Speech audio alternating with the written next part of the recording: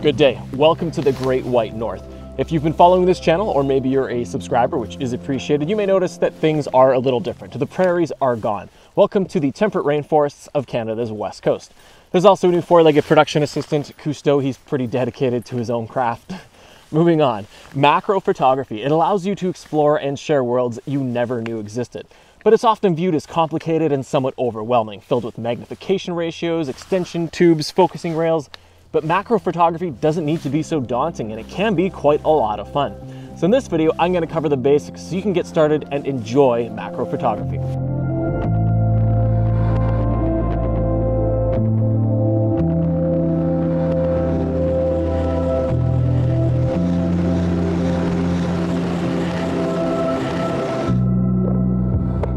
To start things off, it is important to understand a few key pieces of terminology related to all photography, but even more important when working with macro. And the first of which, and probably the most important, is magnification. Now, the magnification of a lens is expressed as a ratio.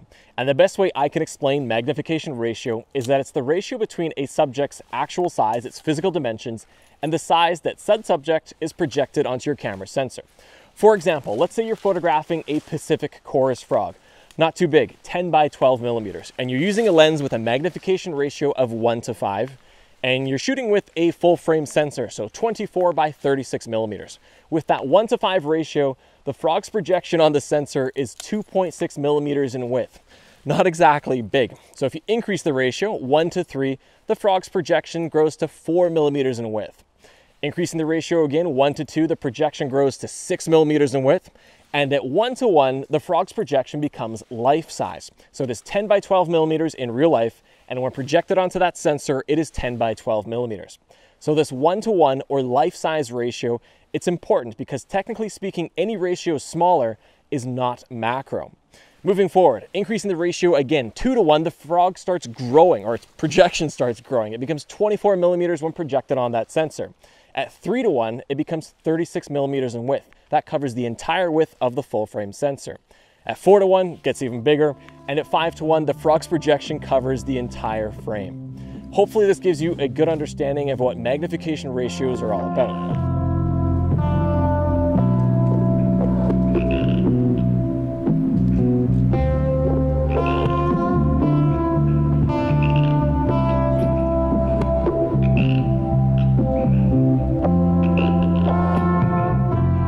The next thing you'll want a firm understanding of, and something that plays a very large part of macro photography, is minimum focusing distance. And although a lot is described in the wording, it is something very frequently misunderstood. Yes, it is the minimum distance required for a lens to focus properly, but it's not referring to the distance between a subject and the end of a lens, but rather the distance between a subject and your camera's focal plane. And your camera's focal plane is marked by a little circle with an intersecting vertical line, and this indicates the position directly in front of your camera's sensor. Now we have a 70 to 200 millimeter lens, and its minimum focusing distance is 150 centimeters, or roughly 59 inches, regardless of the focal length. So if we line this up with the camera's focal plane, 59 inches stretches out of frame and ends up way over here, and not exactly close and not exactly a powerful option for macro photos.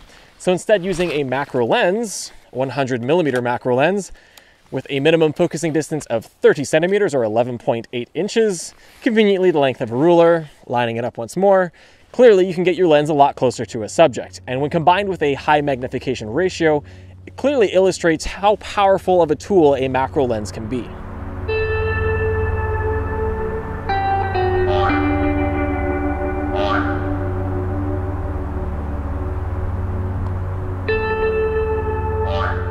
The final important piece of terminology is depth of field. And hopefully depth of field is something you're already somewhat familiar with, but because it's something I talk about quite a bit throughout this video, it's worth reviewing quickly.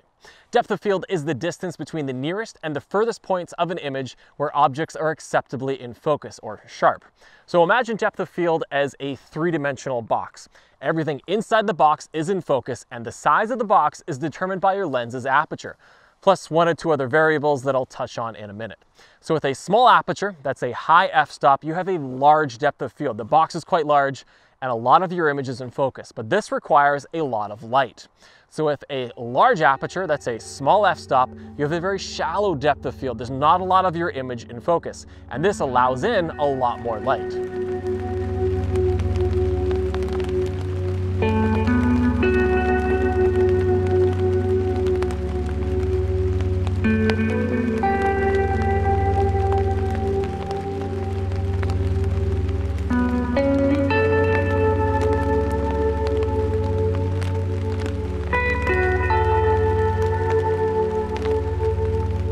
Without question, the biggest challenge you'll be facing when capturing macro photos is not having a large enough depth of field. This is especially true when using large magnification ratios, when the depth of field essentially becomes a sliver. There are two factors contributing to this depth of field dilemma. First, long focal lengths inherently have a small or a shallow depth of field, and wide focal lengths have a large depth of field. Second, depth of field becomes larger when focusing on a subject at a considerable distance from your focal plane, and then depth of field becomes smaller when focusing at or near the lens's minimum focusing distance. To clearly illustrate how depth of field is impacted by focal length and focusing distance, I have two lenses here, a 35mm and a 100mm. Both have the same minimum focusing distance of 30 centimeters. Using an aperture of f2.8, the 35mm lens at its minimum focusing distance has a depth of field of 11mm, whereas the 100mm lens at the same minimum focusing distance and with the same aperture of f2.8 has a depth of field of 1mm. Maintaining the f2.8 aperture but doubling the focusing distance to 60 centimeters, the 35mm lens now has a depth of field of 47mm, but the 100mm lens still only has a depth of field of 5.1mm. The difference in depth of field between these two lenses hopefully shows you just how challenging it can be to create macro images with the majority of a subject in focus. You may now also be questioning, if long focal lengths produce small depth of fields, why don't macro lenses use wide focal lengths?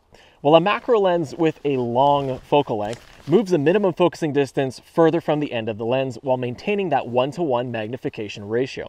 And this creates a large working distance, and that can be rather beneficial. If you're trying to photograph an insect that is easily startled, you don't have to be as close. There's less of a chance that that insect will fly away or crawl away. If you're photographing something that is potentially harmful to yourself, you don't have to be as close and put yourself at risk. Not being as close to a subject also reduces the chances that you or your camera's shadow will obscure any important and valuable ambient light.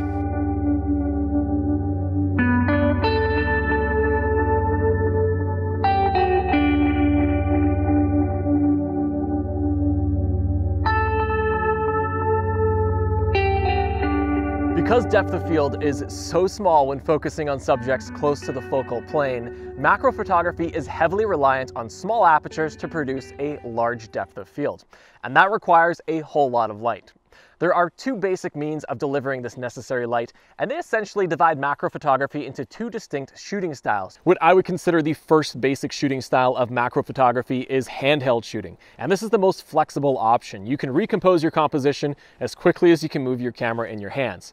It's ideal for following flighted insects around your backyard or through the undergrowth of a forest. However, without the stability of a tripod, you need to be using faster shutter speeds, which require even more light, meaning you're going to be adding light and using higher ISOs. And one challenge of adding on-camera light is macro lenses end up very close to the subject.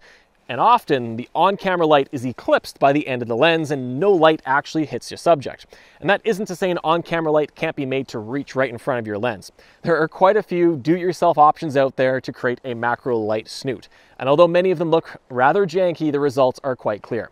Ideally, though, you'd be using a proper macro ring light or dedicated lens-mounted macro lights, and those work perfectly for running around and keeping both of your hands on your camera.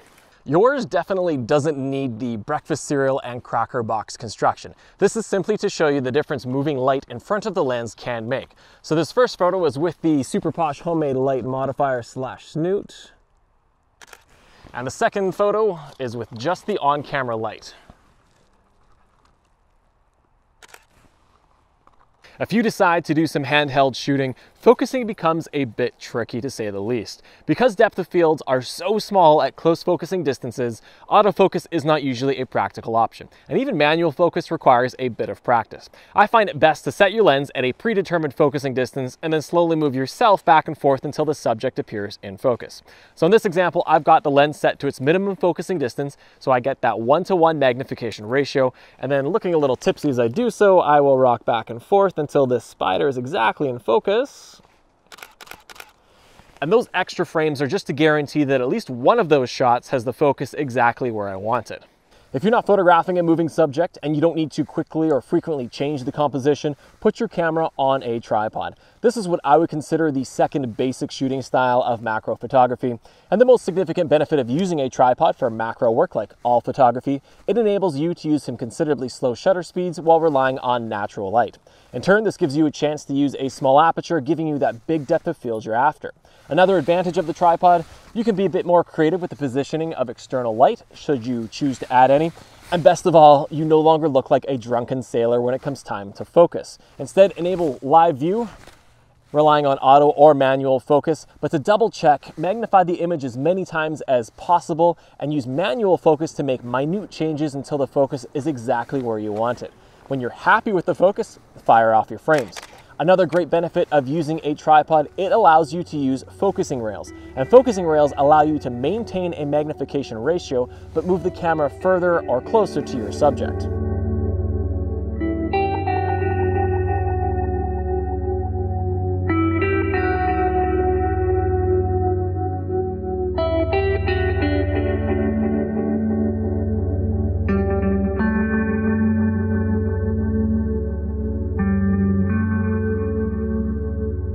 Whether by using a tripod and long exposure or by placing a flash mere centimeters from your subject, with seemingly infinite light, you may be inclined to use your lens's smallest aperture to create the biggest depth of field possible. And this line of thinking isn't incorrect. However, you will quickly encounter the negative impact of diffraction. Diffraction occurs when light passes through a small opening and then bends around the exiting corners, taking it away from its original path just slightly. To illustrate this more clearly, pretend that the nozzle of this spray bottle is a lens aperture, the water inside is light, and this piece of paper is a sensor. Now, if I have the aperture / nozzle wide open, let's call this f1.4, the light passes through the aperture, making contact with the sensor in a clean, defined point. However, stop down the nozzle / aperture, let's call this f22, and the light now passes through the aperture, making contact with the sensor in a messy, ununiformed sense. And this greatly reduces the sharpness of an image. Now, diffraction takes hold at differing apertures with different lenses. Some lenses may see noticeable diffraction at f16, while others may retain sharpness all the way to f22. For example, I have my Canon 100mm lens here, and you can see that photos remain sharp from f2.8 all the way to f16, at which point diffraction begins to appear. And beyond f22, I wouldn't consider those photos usable.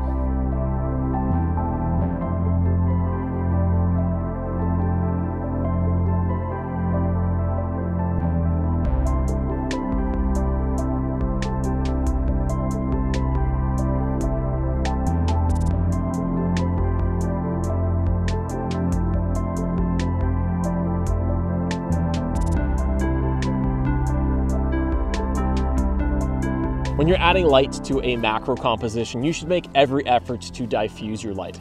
It's really surprising how many insects have a glossy carapace or reflective eyes, and how many plants have a waxy, semi-reflective leaf or petal to them.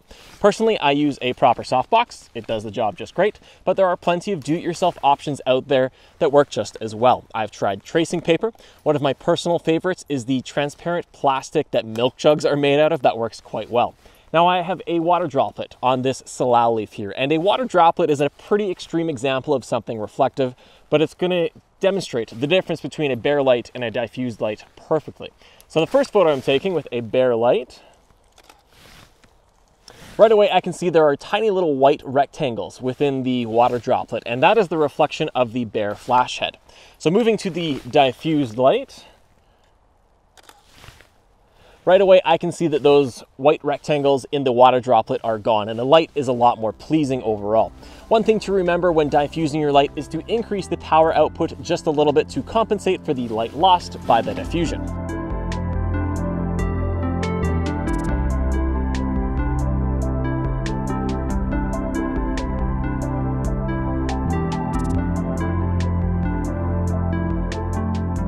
At this point, it's worth emphasizing that anyone with a sound technical understanding can produce a macro photo that's in focus. But it takes creativity, experimentation, and ultimately failure to create macro photos that are truly engaging. There is little point in me listing off compositional theories, but suffice to say that macro photography, it doesn't differ compositionally than any other photographic genre. If you're just starting to explore the world of macro, I would suggest you pay attention to two things: perspective and backgrounds. Consider how perspective influences how scale is perceived. If you photograph a subject from above, it will look small, but if you get down to its level, it will look and feel larger than life. Granted, many macro subjects are close to the ground and getting down to their level can be a bit tricky, but if you pull it off successfully, the awkward yoga positions are worth the while. Backgrounds are often completely forgotten about, and often you're putting so much light on a subject that the background is underexposed and completely black. Some people don't mind the look of the black background, but try adding a bit of light and texture to the background just to see if it improves your composition. When you're composing a macro photo, try to remember that your depth of field is linear. So if your subject happens to be flat or at all straight, try to keep your focal plane parallel to the subject's length. In this example, I have a fern frond here, and you can currently see how the edges of the frond are not in focus. But if I move the camera's focal plane to become parallel with the frond, the depth of field now encompasses the entire fern frond from edge to edge, and it's all in focus.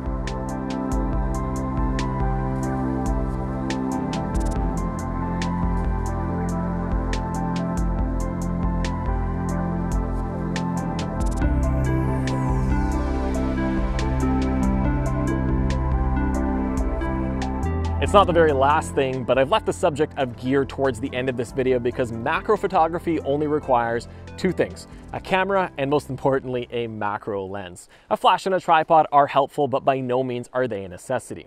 If you're just starting out, your first macro lens, it shouldn't be anything overly extravagant. Most manufacturers offer 50mm macro lenses that can produce a 1:1 magnification ratio, and a 50mm focal length will give you a slightly larger depth of field than a macro lens with a longer focal length, and that's helpful when you're learning. An alternative you may be considering right now is a combination lens, a telephoto zoom lens that claims to have macro capabilities. Don't fall for the marketing. Remember, if it doesn't have a 1:1 magnification ratio, it's not a macro lens. Extension tubes may seem like an inexpensive alternative for jumping into the world of macro, but the light they take away is usually more frustration than benefit. In regards to cameras, there is no one camera type that is better suited for macro photography. However, sensor size does impact how macro photos are captured. With a full-frame sensor, you can push your ISOs relatively high while using a small aperture, but its depth of field is comparatively small. Whereas an APS-C sensor has a slightly larger depth of field, and its crop effectively increases magnification ratios of a macro lens. And a micro four thirds sensor takes things even further. It has a fair-sized depth of field right out of the gates, and once again, its crop factor increases magnification ratios. And then there's diffraction. Just as diffraction becomes apparent at differing apertures with different lenses, diffraction becomes visible with different sensor sizes. With that micro four thirds sensor, diffraction may become noticeable at f8 or f11, whereas an APS-C sensor may retain detail to around f16, and a full-frame sensor, diffraction doesn't usually become noticeable until f22. Finally, there's resolution. If you plan on pursuing macro photography intently, you should look for a high-resolution sensor because in the world of macro, detail is king.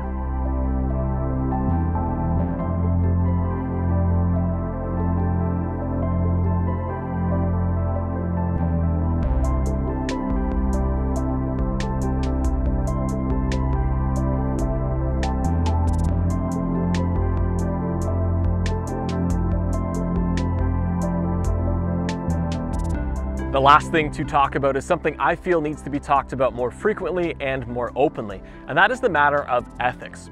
Just because a macro subject is small enough to pick up and position exactly as desired doesn't mean you should do so. Would you capture a fox to bring home just to photograph in a studio setting? Would you put a cheetah in a refrigerator so that it moved more slowly? Would you glue a bear's paw to a tree so that it stayed put? Would you spray a cougar with water to create interesting reflections? These ideas seem ridiculous when thinking about large animals, but many macro photographers go to extreme lengths just to get that perfect photo, and they often harm their small subjects. And it shouldn't stop with the subjects either. As a macro photographer, you should be respecting your subject's environment, their habitat. Would you cut down trees that were a distracting foreground element when photographing a moose? Then why do so many macro photographers bring scissors to cut down grass and foliage that may be obscuring that perfect butterfly photo? As a macro photographer, I implore you to show these small subjects the same respect you would give to any other megafauna.